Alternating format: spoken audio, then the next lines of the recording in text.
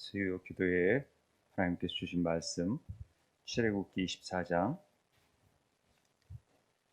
16절에서 18절입니다. 출애굽기 24장 16절에서 18절 말씀 보도록 하겠습니다. 출애굽기 24장 16절에서 18절 말씀 다 같이 한 목소리로 봉독하겠습니다. 시작. 여호와의 영광이 시내산 위에 머문 구름이 엿새 동안 산을 가리더니 일곱째 날에 여호와께서 구름 가운데서 모세를 부르시니라. 산 위에 여호와의 영광이 이스라엘 자손의 눈에 맹렬한 불같이 보였고 모세는 구름 속에서 들어가서 산 위에 올랐으며 모세가 40일 40야를 산에 있으니라. 아멘.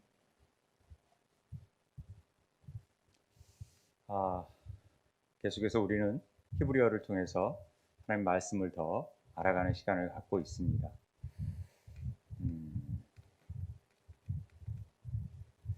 오늘 말씀 우리가 카프라는 말씀을 지난 시간에 배웠는데 오늘은 카프가 어떤 상황에서 어떤 단어로 많이 쓰여지는지를 함께 나누려고 합니다.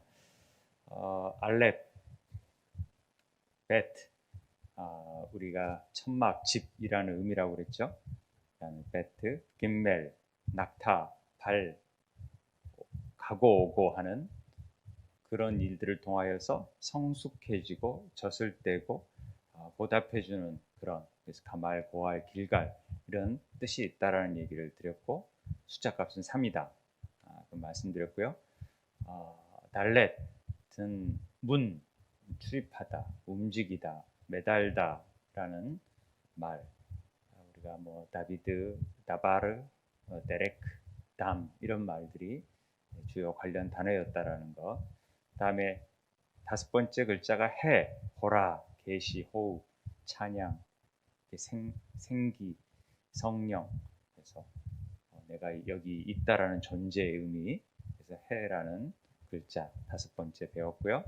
바브, 연결한다라는 뜻이라고 그랬죠. 못의 의미가 있지만 못을 통하여서 하늘과 땅을 연결하는 의미, 이런 것들, 접속사 바브라는 글자를 배웠고, 자인이라는 것은 무기, 쟁기, 그걸 통해서 씨앗, 도구, 자양분, 군대, 말씀, 칼, 검 이런 의미가 있다라는 것. 그래서 예수 그리스도의 그 왕관을 쓴 모습, 뭐 이런 모습들을 상상한다 그랬죠. 그다음에 헤트는 어떤 울타리를 쳐가지고 그 안에 들어오는 것은 생명, 은혜, 울타리 밖에 있는 것은 죄, 이렇게 해서 나눔, 보호 이런 의미가 있다라는 얘기를 드렸습니다. 그다음에 테트, 이건 뭔가를 담을 수 있는 바구니, 그러면서도 뱀의 모양을 가지고 있는, 그래서 좋은 것과 부정한 것들을 나누는 어떤 선, 토부, 글자, 이런 것들이 토부, 좋다라는 의미로서 담겨진 글자들이 있다라는 것을 우리는 살펴봤고요. 그 다음에 요드, 지난 시간 배운 요드라는 글자는 손, 특별히 손 중에서도 뭔가를 쥐어진 손, 세력, 힘, 하나님의 오른손, 그러면 능력의 손, 이렇게 힘, 능력 이런 것들을 얘기하고 있습니다. 그래서 요드라는 글자가 굉장히 많이 쓰인다고 했죠. 그 다음에 배운 글자가 우리가 카프, 11번째 글자인데 숫자 값은 20. 이제 여기서부터는 20, 30으로 띱니다. 그래서 카프라는 글자를 지난 시간에 배웠습니다. 카프 의미가 손, 손편, 손, 두 손, 양손이라는 의미도 되겠고, 손을 폈다라는 것은 뭔가 그 잠재력을 통하여서 능력을 나타내는 것, 그리고 뭔 삶에 적용시키는 것, 뭐 하나님의 보호하심, 속죄. 그래서 우리가 이게 동물에게 죄를 전가시켜서 속죄, 죄를 속하는 어떤 역할들, 그다음에 권세, 지배, 굴복시키는 것, 이런 것들이 다 이 카프 안에 들어가 있는 말씀인데요. 이 카프를 이제 본격적으로 한번 어떤 말씀들을 쓰는지 한번 보려고 합니다. 이 카프를 이게 서핏이라 그래서 마지막에 카프를 쓰면은 이 카프는 길게 늘어져 버립니다. 위에서부터 하늘로 내려오는 어떤 모양으로 되어져서 이게 끝이 구부러졌지만은 이게 끝에 갈 때는 내려간다. 그래서 래쉬하고 구분을 잘 해야 된다라는 얘기를 했고요. 카프가 페이라는 글자, 입을 뜻하는 페이라는 글자하고도 약간 그 가운데 그 점이 있냐 없냐에 따라서 멀리서 보면은 이게 페인지 카프인지 저도 막 혼동이 들 때가 있는데 그렇다라는 거. 그 다음에 베트라는 집, 하나님의 집의 의미하고도 그 글자하고도 굉장히 비슷합니다. 뒤에 꽁무니가 나와 있으면 베트고 카프라는 글자를 좀 구분하라는 얘기를 드렸고요. 그 다음에 이 요드가 앞에 붙으면은 3인칭 의미로서 그가 찬양할 것이다. 미완료로 돼가지고 찬양할 것이다 라고 바뀌어진다라는 얘기를 드렸는데 기억나실지 모르겠어요. 그래서 요드가 항상 붙으면은 이렇게 우리가 I am, you are 하듯이 막 이렇게 바뀌어져요. 소유격으로 난지, 넌지, 큰지가 그 주어를 안 써도 이 단어들이 바뀌어지는데 이 요드가 그런 역할을 합니다. 근데 이 카프도 이 앞에 붙으면 굉장히 어떤 단어 안에 전치사처럼 돼버려요. 그래서 마치 뭐뭐처럼, 뭐뭐대로, 뭐뭐같이. 그러니까 데무트라는 말이 모양인데 성경에 보면 창세기 보면은 우리의 모양대로 우리의 모양처럼 하나님이 만드셨다 이런 얘기 나오잖아요. 그럴 때 키 데무트 쓰면은 모양처럼이 되는 거예요. 그래서 항상 이 앞에 키가 붙으면 전치사로 변해서 뭐뭐처럼 뭐뭐대로 이렇게 바뀌어진다라는 것을 알고 있어야 됩니다. 그래야 이게 전체 단어인지 아니면 전치사로서 키가 붙어 있는지, 그러니까 단어를 더 조합할 수 있는 부분이 되어져서 이렇게 요드나 이렇게 카프가 붙으면은 이렇게 달라진다라는 것을 알고 계시면 좋습니다. 그래서 창세기에 보면은 우리의 모양대로는 데무트인데 모양은 대로이기 때문에 키 데무트라는 말을 쓰는 것입니다.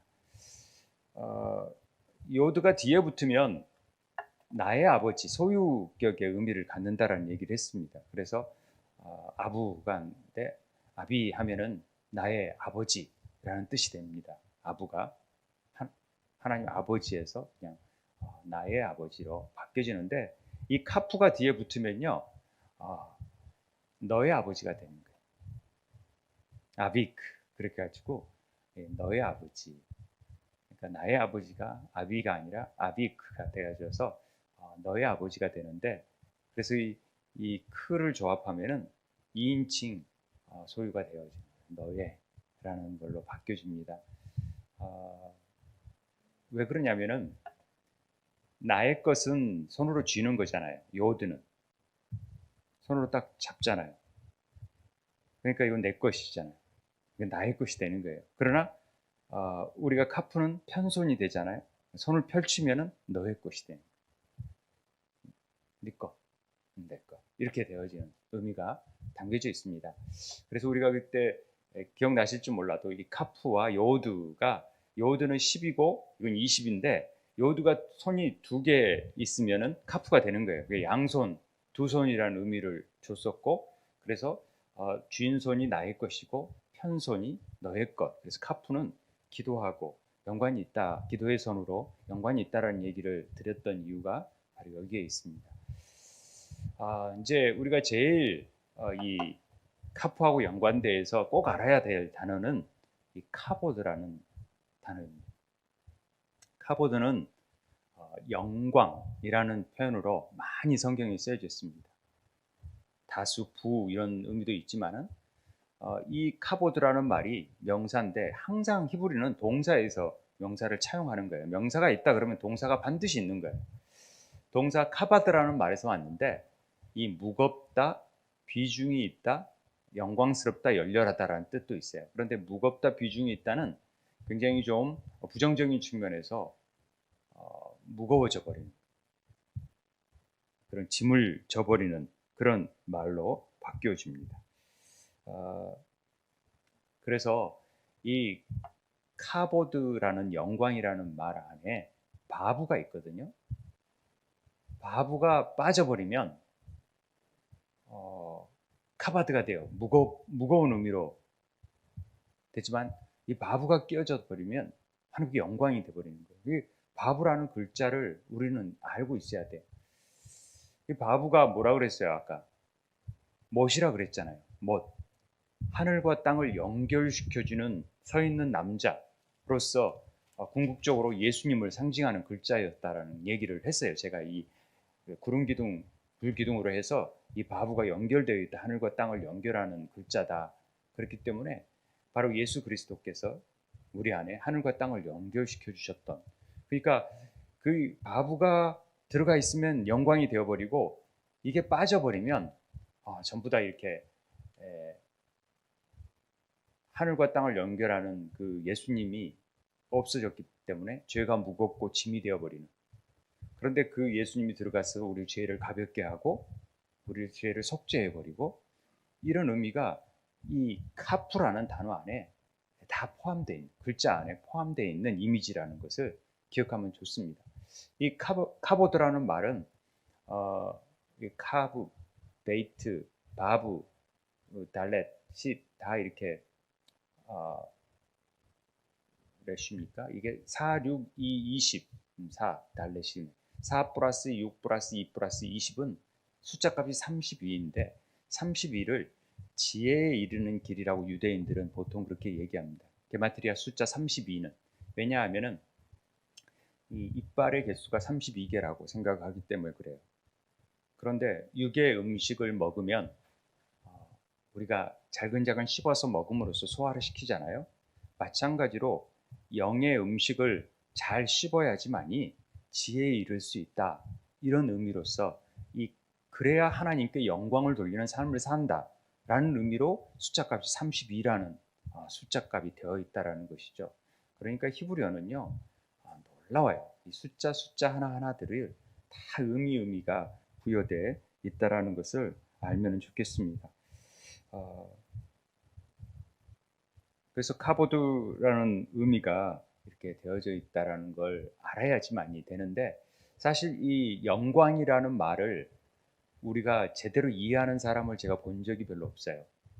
존 오웨인 쓴 하나님의 영광이라는 두꺼운 고전이라는 책을 봐도 그렇고 참 그러니까 하나님의 영광이 뭔지 궁금해하는 분들이 많죠. 근데 우리가 모든 하나님께 영광 돌립니다 했지만은 실제적으로 정말 하나님의 영광을 돌리는 게 뭔지를 몰라요. 막 우승한다든지 시험에 합격했으면 하나님께 영광 돌립니다 그러는데 그런 의미가 영광하고는 관련이 없다라는 것을 히브리어에서는 분명히 하게 하고 있습니다. 이 카보드라는 말 가운데. 그래서 구약 성경에서 영광이 뭔지를 알려달라고 했을 때 누가 제일 먼저 하나님의 영광이 뭔지를 알려달라고 그랬냐면, 오늘 말씀 가운데 우리가 이제 나오는데 하나님의 영광이 시내 산에서 머물고 구름이 6 동안 산을 가리더니 7째 날에 여호와의 구름 가운데서 모세를 부르시는 내용이 나와요. 거기서 산 위에 여호와의 영광이 나타나기 시작합니다. 그러면서 이 여호와의 영광이 뭔지 모세가 묻습니다. 모세가 이르되 원하건대 출애굽기 33장에서 주의 영광을 내게 보여주십시오 라는 표현을 해요. 이때가 언제냐면 시내산에서 2 돌판을 받은 후에, 그럴 때 모세가 주의 영광을 내게 보여주십시오 했더니 여호와께서 이르시되 내가 내 모든 선한 것을 내 앞으로 지나가게 하고 여호와의 이름을 내 앞에 선포하리라.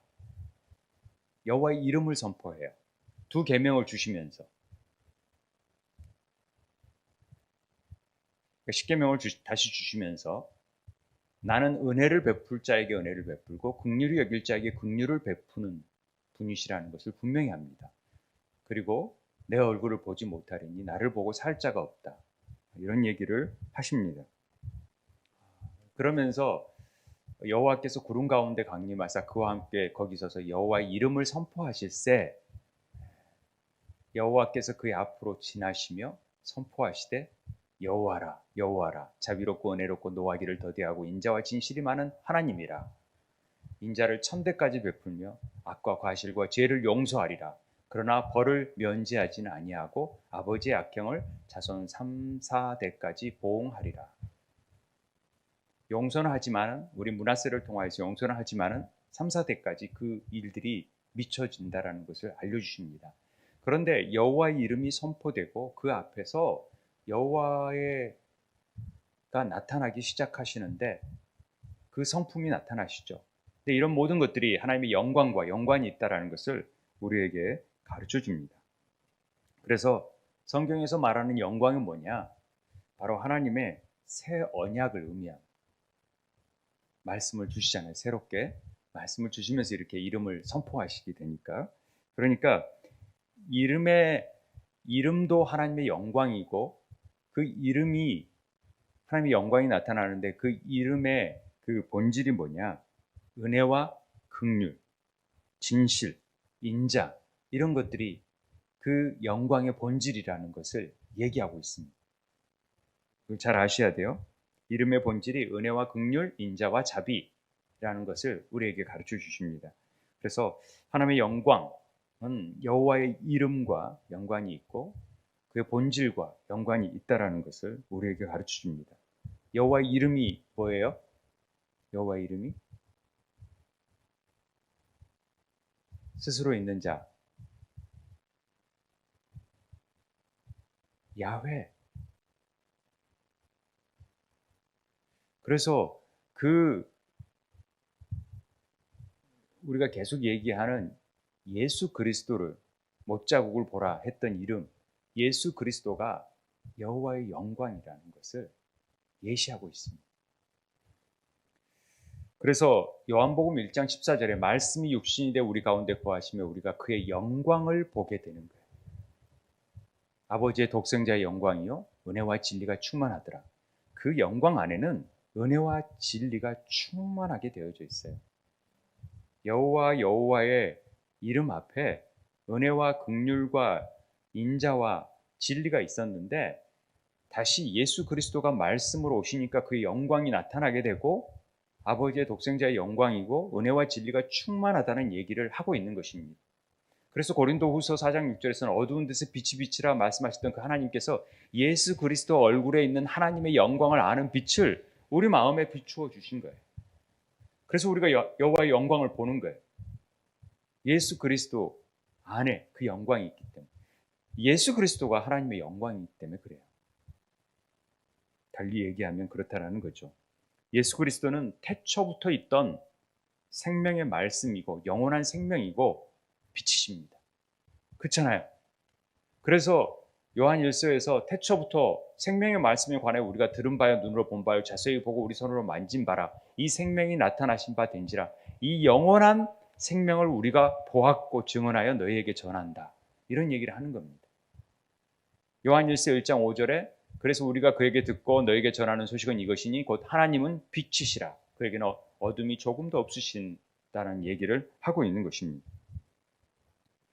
완전한 진리가 영원한 생명이 하나님의 영광이라는 것을 우리에게 성경은 말하고 있습니다.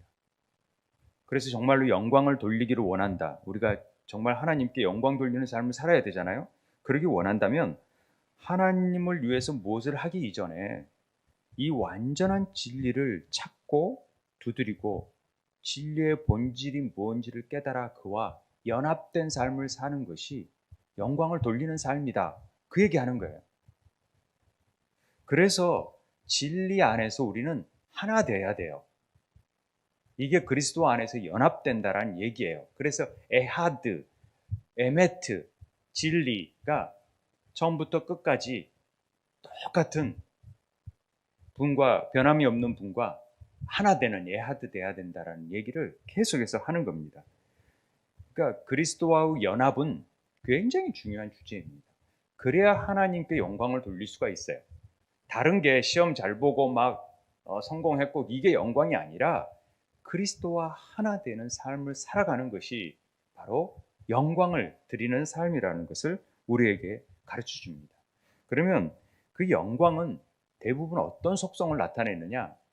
하나님의 영광이 나타날 때는, 그리스도와 하나 될 때는 바로 죄를 사해져 버리는 속죄, 구속 사역이 나타나는 거예요. 그래서 이 카보드는 속죄하고 연관이 되어져 있습니다. 그래서 히브리 기자는 이는 하나님의 영광의 광채여 그 본체의 형상이시라 그의 능력의 말씀으로 만물을 붙드시며 죄를 정결케 하는 일, 속죄하는 일을 하시는 분이시기 위해서 높으신 곳에 계신 지극히 크신 예 우편에 앉아 계시는 거예요.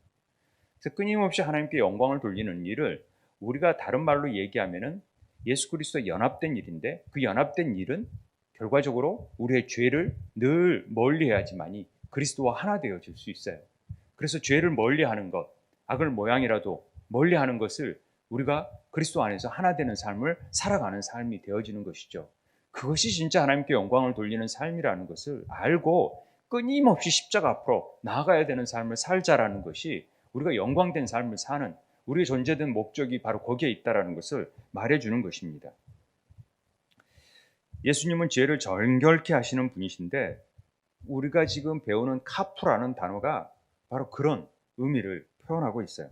하나님의 영광, 빛이 나타나는 이유는 바로 흑암, 어둠, 비진리를 물리치고 죄를 정결케 하기 위해서 있는 거예요. 실제적으로 이 창세기 1장에서 나타나는 창조 사역은 그리스도의 혼돈된 우리들 안에 짐승의 속성들이 새롭게 비워지고 제거되고 온전하게 하나님의 뜻 안에서 안식에 거할 수 있는 존재로 변화되는 것들이 성경 전체의 주제예요. 어려운 말이 될 수 있지만 그렇다라는 것입니다. 다음에 한번 성경의 그 잣대에 대해서 한번 설명할 기회가 있겠지만 그렇습니다. 그래서 요한 1서에서도 그가 빛 가운데 계신 같이 우리도 빛 가운데 행하면 사귐이 있는 거예요. 연합되는 거예요. 그 아들 피가 우리는 모든 죄에서 깨끗게 하시기 때문에 그런 거예요. 만약 우리 죄가 없다고 말하면 스스로 속이고 우리 진리가 우리 속에 있지 아니하는데, 죄를 자백만 하면 그럼 미쁘시고 의로사 우리 죄를 사하시며 우리 모든 불의를 깨끗하게 하시는 속죄의 능력이 우리 안에 나타나는 것은 바로 그리스도 안에 우리가 거하고 그의 말씀이 우리 안에 거하는, 그래서 우리가 하나 되는 연합의 역사를 이루니까 하나님께 영광을 돌리는 삶을 살 수 있는 거예요. 예수님께서 오셔서 하나님의 영광이 된 것은 그런 사역을 하셨기 때문에 하나님께 영광을 돌리는 삶을 사는 것입니다. 그래서 진정한 진리의 빛이 들어온 자들은 자신의 죄와 허물이 얼마나 큰지, 자신이 얼마나 무익한 존재인지 그걸 깨달아야 되는 거예요. 그걸 깨달지 못하면 하나님의 은혜와 진리가 거할 수가 없어요. 그걸 깨달아야지만이 성장이 가능해요. 내 존재가 별 볼 일 없는 존재였구나. 먼지만 또 못한 존재구나.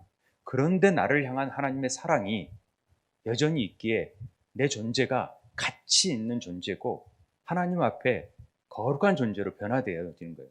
스스로 나를 볼 수는 없지만은, 그러나 내가 그런 존재이기 때문에 그럼으로써 하나님 말씀 앞에 더 거할 때 우리는 더 낮아질 수 있고 더 겸손할 수 있고 자고하지 않고 하나님 앞에 나아갈 수 있는 거죠. 이게 하나님 말씀 앞에 서야 되는 이유가 되는 것입니다. 그래서 은혜와 진리가 충만하기를 늘 갈구해야 돼요. 그래서 예수님을 영접하는 자는 바로 하나님의 영광을 영접하는 것이고, 그렇기 때문에 하나님의 자녀가 되는 권세가 누리는 거예요. 이게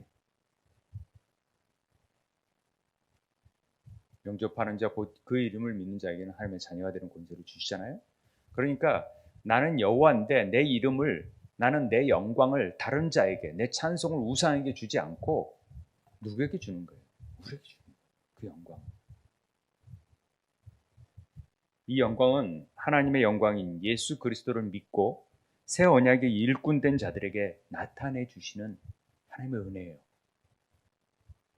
진정한 하나님의 자녀가 되려면 예수님의 말씀대로 늘 자기를 부인하고 자기 십자가를 지고 그분을 따르는 삶을 살아야지만이 진정한 하나님의 영광을 드러내는 삶이 되고 하나님의 자녀된 삶이라는 것이죠.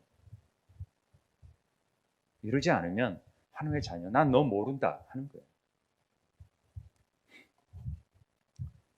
그래서 마태복음 16장 누구든지 나를 따라오거든 자기를 부인하고 자기 십자가를 지고 나를 따르라는 얘기를 하시는 것입니다.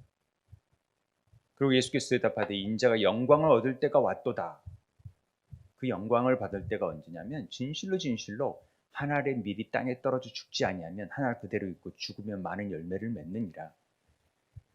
끝까지 날마다 죽는, 나는 매일 죽노라는 사도 바울처럼 십자가 앞에서 나의 나된 것, 나를 높이고자 하는 마음, 이런 것들을 철저히 내려놓고 그 하나님의 사랑이 내게 임하고 내가 그리스도 안에서 연합되어질 때 나는 드러나지 않고 그리스도가 드러나는 삶을 살아가는 것이 우리의 신앙생활의, 온전한 신앙생활의 모습이라는 것을 가르쳐 주는 것입니다. 그게 성령의 이끌림을 받는 거예요. 믿는 자들에게 성령을 받는, 하나님이 우리 안에 동행하셔서 우리와 함께 거하시고 우리와 함께 운행하시고 우리와 함께 일하신다라는 것을 나타내는 거죠. 많은 사람들이 하나님께 영광 돌리기 위해서 많은 것을 하지만 하나님의 영광이 뭐냐 얘기하면은 십자가 앞에서 아버지의 뜻을 이루기 위해서 죽기까지 순종하는 것입니다. 이것이 하나님께서 기쁘게 받으시는 것이고 하나님께서 구하시는 상한 심령의 제사가 되어지는 것입니다. 성경이 말하는 영광은 자기를 부인하고 십자가의 죽음으로 죽는 것을 의미하게 되는 것입니다.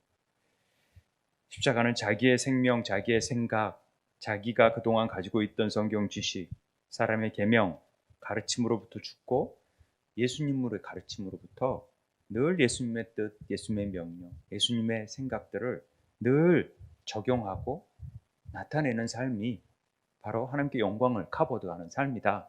그래서 카프에는 적용이 들어가 있어요.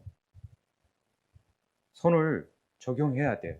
실제적으로 행함이 따르는 삶을 살아야지만이 그게 적용이 되어지니까 행함이 따라가는 거예요. 손바닥으로 행하는 거예요. 그래서 우리는 영광이 그리스도임을 알 수가 있는 거예요. 그 영광을 드러내는 일은 우리 죄를 사하여 주는 일, 죄를 멀리하는 일, 이게 속죄하고 연관이 있습니다. 그래서 하나님의 영광은 하나님의 이름이고 하나님의 본질이고 하나님의 얼굴이고 이게 빛이고 진리인데 그것이 바로 예수 그리스도라는 거예요. 하나님의 영광, 생명의 말씀이고 영원한 생명이고 빛이라는 것입니다. 그래서 이 카프는 당연히 속죄와 연관이 있어요. 그래서 참 놀라운데 이 속죄하다, 회개하다, 화해하다, 덮다, 죄를 덮어버리는 거잖아요. 그리고 속죄, 죄를 사해버리는 거잖아요. 역청으로 위에 칠해버리는 거잖아요. 칠해버리니까 덮는 거죠. 이런 카파르라는 단어가 이게 이렇게 파절을 하면은 이게 카프가 손바닥이라고 그랬잖아요. 그 다음에 페이가 입이라고 그랬잖아요. 아까 머리예요. 레쉬는 단어가 레쉬인데 이제 배우게 되는데 페이랑 레쉬는 그러면은 손바닥, 입, 머리를 합쳐 보면은요. 마치 이 글자를 보면서 어떤 그림이 생각나냐면 죄를 깨닫고 용서를 구하는 이가 돌아올 때 아버지의 손으로 머리를 딱 쓰다듬으면서 입 맞추는 그림. 뭐가 생각나세요? 탕자가 생각나죠? 제가 이거 에르미타주 박물관에서 이거 보려고 생테치페르 가가지고 다른 건 못 봐도 이 그림은 꼭 봐야 되겠다. 람브란트, 돌아온 탕자 그림은 봐야겠다. 제가 헬리나 우엔이 쓴 책 이걸 읽으면서 이 그림 꼭 봐야겠다 그래서 앞에 가가지고 뭐 빨리 오라 그런 걸 끝까지 시간 보고 원본을 보려고 막 했었던 기억이 납니다. 이 그림이 마치 이렇게 카파르 하는 모습입니다. 카파르, 속죄하고 죄를 용서해주고 화해시켜주는 그런 의미가 이 카프라는 단어 안에 담겨져 있는 뜻입니다. 또 다른 말로 이 죄를 전가시켜 가지고 그 어린 양에게 죄를 전가시켜서 이렇게 보내는 이런 손에 머리에 손을 얹고 하는 모습도 속죄하는 모습이 나타나는 것이죠. 그래서 우리를 대신해서 죄의 값을 치러주신 예수 그리스도의 의미가 이 단어 안에는 감춰져 있어요. 그걸 기억해야 돼요. 이 단어가 언제 쓰였냐면, 어디에 제일 먼저 쓰였냐면 창세기 6장 14절에 너는 고페르 나무를 너를 위하여 방주를 만들 때 그 안에 칸들을 막고 역청을 그 안에 칠하라. 역청이 키페르거든요. 그리고 칠하는 것은 카파르예요. 키페르 카파르. 굉장히 단어가 똑같아요. 발음만 틀리지.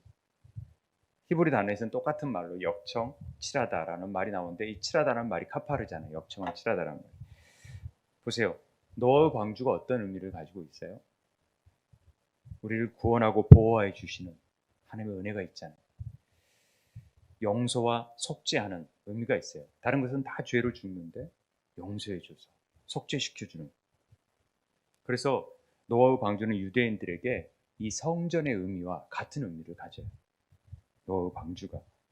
그래서 성전의 의미랑 방주의 의미랑을 아주 같은 의미로 보는 거예요. 유대인들은. 그렇다는 것입니다. 그래서 키페르 카파라 하는 것입니다. 역청을 늘 칠하는. 그래서 우리를 보호해 주시고 우리를 속죄시켜 줘서 노아의 8가족이 살아남는 거예요. 방주 안에. 그러니까 이런 것들을 알면은, 이 단어를 의미를 알면은 그냥 역청 칠한다는 게 물을 새기 위해서 바른다라는 측면으로만 알지, 그 카프 안에 담겨져 있는 그 깊은 뜻을 우린 잘 모르잖아요. 그 속죄와 그 어린 양을 이렇게 안수하는 그 손바닥이 하나님의 손바닥으로 덮는. 여러분, 이 속죄라는 말에 왜 이 속죄라는 말이 나오게 되냐면은 법궤 안에, 성전 안에 이 속죄소가 있어요. 속죄소가 뭡니까? 지성소 안에 있는 법궤를 얘기해요. 법궤의 뚜껑을 얘기해요. 속죄소가. 그래서 이 카포레트라는 말은 속죄소, 멀시 시트, 시은좌, 그 긍휼의 좌석, 한국말로 표현하면 긍휼의 자리라는 뜻이에요. 시은자라는 뜻이. 그러니까 속죄소, 시은자, 뭐 긍휼의 자리. 이게 카포레트라는 말도 카프로, 거의 카파르로 시작하는 말이에요. 거기에다가 트자가 듣죠. 이게 카파르에서 유래한 말이니까 그래요. 그런데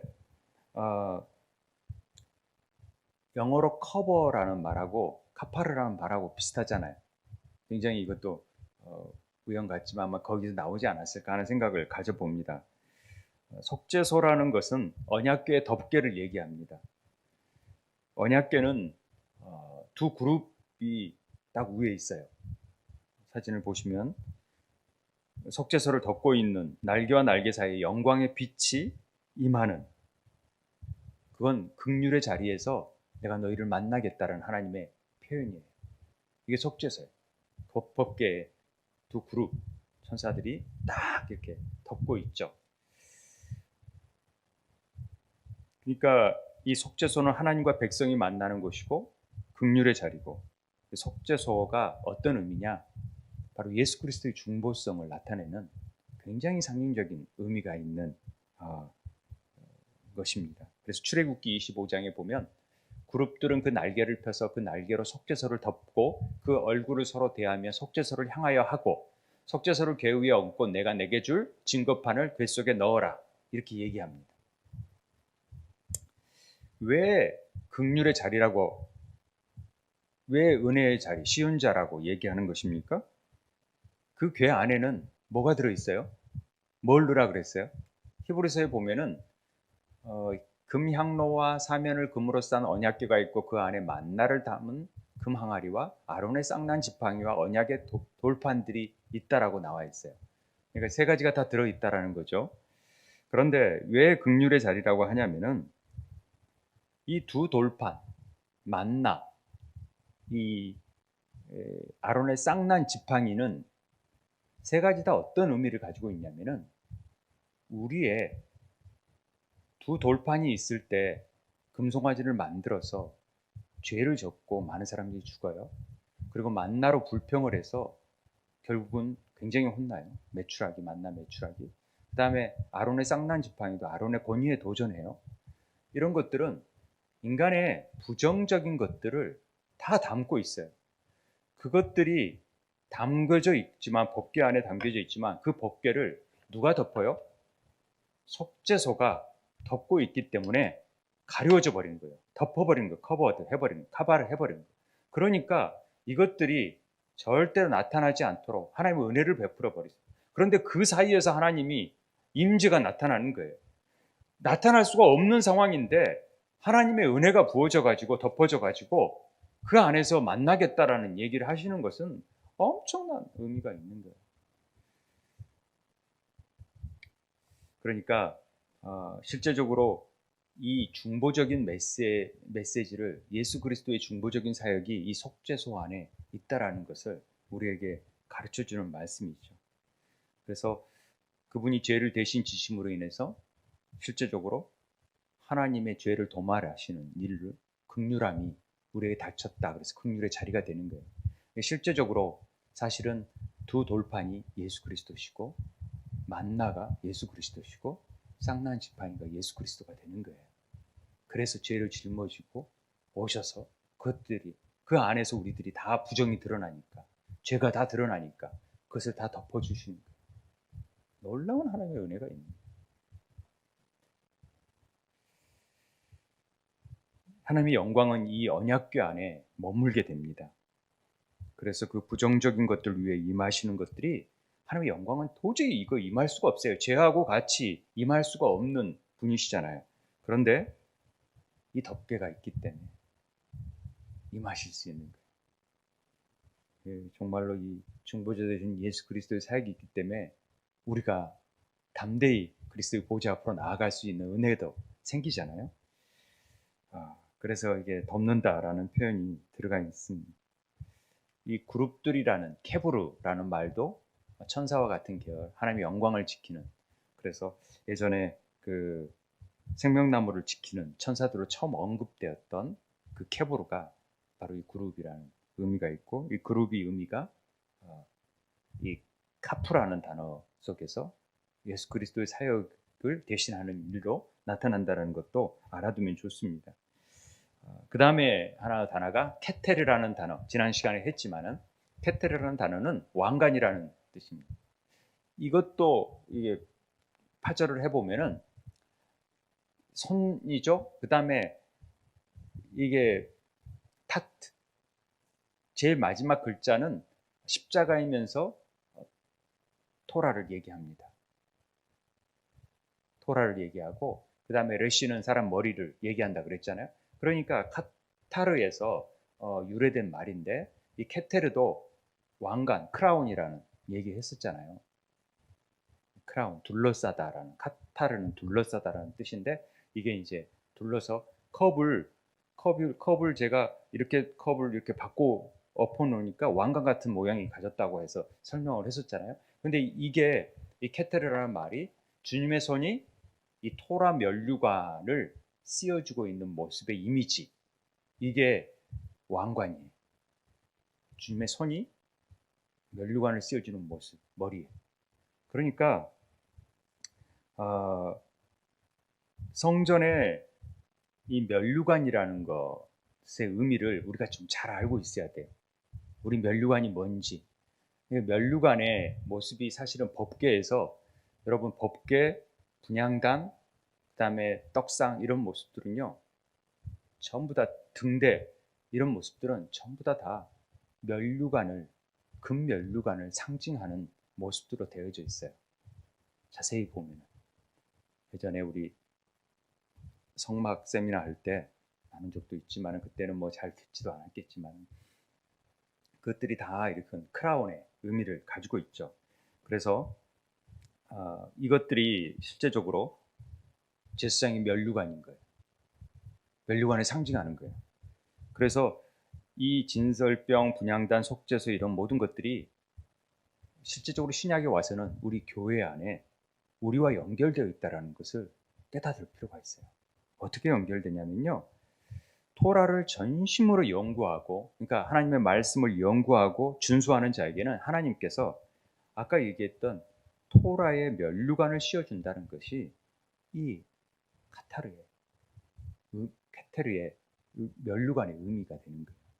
그러니까 계시록에서 그의 아버지 하나님을 위하여 우리를 나라와 제사장으로 삼으신 그에게 영광과 능력이 세세토록 있기를 원하노라. 아멘. 이렇게 나오잖아요. 계시록에서. 그러니까 우리를 나라와 제사장으로 삼으신 그분에게 우린 영광과 능력이 세세토록 있도록 만들어줘야 되는 사명이 있는데, 우리가 이 면류관을 쓸 자들이에요. 믿으세요? 하나님 왕과 우리를 제사장 삼으셔서 이 면류관을 씌워주고자 해요. 왕 같은 제사장 다 면류관을 쓸 자들이거든요.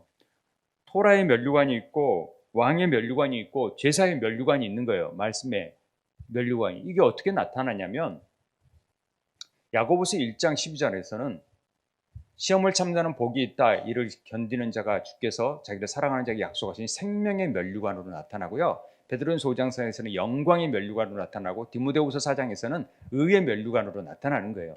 이게 실제적으로 토라가 생명의 면류관이고 제사장이 의의 면류관이고 이 그 분향단 떡이 왕의 면류관이라는 것들을 말씀 가운데에서 이미 상징하고 있는 거예요. 그래서 이런 것들이 의의 면류관, 왜 제사장이 의의 면류관이냐? 주의 제사장들은 의의 옷을 입고 주의 성도들을 즐거이 외칠지어다 시편에 나오잖아요. 그러듯이 제사장 면류관은 의의 면류관이 되어지는 거예요. 다 연관이 되어 있죠. 그래서 토라가 없으면 사실은 말씀이 없는 거예요. 말씀이 없으면 왕과 제사장 사역을 절대로 행할 수가 없어요. 그러니까 우리는 토라에 왕관을 써야지만이 진짜 제사장의 역할을 할 수 있고 왕의 역할을 할 수 있어요. 그러니까 말씀 없이는 절대로 이런 하나님의 면류관적인 제사장적인 사명, 왕 같은 제사장의 사명을 이룰 수가 없는 거예요. 그 면류관이 우리에게 생명의 면류관이 와야 돼. 예수 그리스도가 우리에게 오셔서 우리한테 이 생명의 면류관을 주셔야지만이, 말씀의 면류관을 주셔야지만이, 말씀 안에는 생명이 있으니까 그 말씀을 통하여서 우리가 돼야지만이 이게 우리가 되어질 수 있다라는 것이죠. 그래서 우리는 다 이 면류관 케테르를 쓰는 은혜가 있게 되길 바랍니다. 그렇게 돼야 돼요. 그리고 나오는 단어들이 뭐 포도원, 케렘, 이 포도원도 노아와 관련해서 포도원에 대한 얘기가 너무 재미있고, 또 왜 포도원에서 포도를 취했는데 그게 술 만들어서 취했다 막 이런 의미가 왜 이렇게 잘못되어지게 됐는지 이것도 좀 우리가 알아둘 필요가 있는데 시간이 없으니까, 왜 이스라엘을 포도원, 농부가 포도원이라 그러고 우리는 예수님께서 포도나무고 우리는 가지라고 하는지, 그리고 포도나무 안에서 거해야 되는지, 이런 부분들을 우리가 잘 알 단어가 이 카프로 시작된다라는 거. 그 다음에 이 카프라는 자체가 이 손바닥, 권세, 지배라고 얘기했잖아요. 그런데 이게 이사야 49장 16절에 보면은 내가 너를 내 손바닥에 새겼다. 그리고 너의 성벽이 항상 내 앞에 있나니. 여기서 원어에서 보면은 내 손바닥이라는 말이 카파라는 말인데, 카파는 손바닥인데 카파임은 복수예요. 그러니까 손바닥들에 새겼다라고 하는 것은 이게 하나님을 삼위의 하나님으로 내 손이 하나님이라고 생각하는 사람도 있지만, 그렇게 지금 성경을 해석해 놓은 것 같지만 원어에는 내 하나님이라는 말이 없어요. 그냥 손바닥에 새겼다라는 거죠. 그럼 우리의 손바닥인지는 몰라요. 이 부분에 대해서는 이제 우리가 해석을 좀 잘 해야 되는데, 어찌됐든 하나님이신 우리 손바닥인지 하나님의 손바닥인지 모르지만 이 카프의 사역은 새겨놓는 사역이에요. 하나님의 손바닥이든 우리 손바닥인지 반드시 새긴다. 근데 제가 그리스도를 카프라고 그랬어요. 그러니까 우리가 그리스도가 카프라는 것을 인정하는 사람들은 하나님 손바닥이든 우리 손바닥이든 새겨지게 돼 있어요. 새긴다라는 말은 적용되게 돼 있어요. 그래서 우리는 늘 그리스도의 삶을 우리 삶 속에서 적용해야지만이 하나님의 삶을 살 수 있다라는 행동이 나온다라는 얘기를 하고 있는 거예요. 주님은 우리를 어디에 새겨 놓으시냐면은 손바닥에 새겨 놓으시죠. 이 카파임에. 그래서 그리스도를 적용하는 자들은 주님의 손바닥에 새겨지는 거예요. 그리고 새겨진 자들은 우리 손바닥에도 새겨져요. 그래서 말씀이 우리 안에 적용되기도 하고 우리가 말씀 안에 그분 안에 거하기도 하는 거예요. 그래서 우리의 삶은 항상 늘 우리의 삶에 적용될 것은 예수 그리스도, 우리 손바닥에 새겨진 그 적용대로 행할 줄 알아야지 우리 뜻이나 다른 사람들의 뜻으로 행하면은 그것은 그리스도의 사역이 아니에요. 갑부 사역이 아니에요. 그리스도 사역은 철저히 하나님의 뜻에 순종하고 그 뜻을 적용시키고 실천하는 사람, 십자가의 길을 걸어가는 것으로 나타났기 때문에 그렇습니다.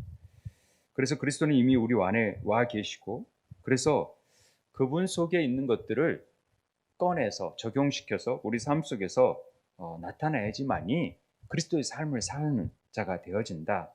만약에 그리스도가 카프가 되지 않으면 우리는 어떤 것도 할 수가 없는 거예요. 어떤 교제도 할 수 없고 볼 수도 없고. 근데 그리스도가 카프가 되어져서 내 안에 새겨지고 마음밭에 새겨지고 손바닥에 새겨지고 그 안에 적용이 되어져서 비로소 진정한 관계가 맺어지게 되는 것입니다. 그러려면은 늘 어떤 삶을 살아야 되냐? 손바닥을 쫙 펴서 늘 기도의 삶을 살아야 된다는 얘기를 하고 있는 것입니다. 왜 우리가 기도해야 되느냐? 이 두 손을 가지고 가장 하나님의 권능의 손, 그 속죄의 손, 이 손들이 우리 삶에 나타나기 때문에 세상이 축복을 하는 것이고 다 이 손으로 내어지는 두 손이 나타나는 것입니다. 저는 늘 기도의 손을 펴서 우리가 카프의 삶을 사는 우리 세움교회 지체들이 되길 바랍니다. 오늘 우리가 기도할 것은 우리가 손을 정말 펴서 손을 꽉 잡고 또 펴고 또 뻗어서 정말 왕 같은 제사장으로서 그리스도의 사역이 우리 삶 속에서 정확하게 적용되고 십자가 안에서 나는 죽고 그리스도로 사는 삶을 통하여 하나님께 영광 돌리는 삶을 살겠습니다. 고백하는 이 시간 됐으면 좋겠습니다. 함께 기도하도록 하겠습니다.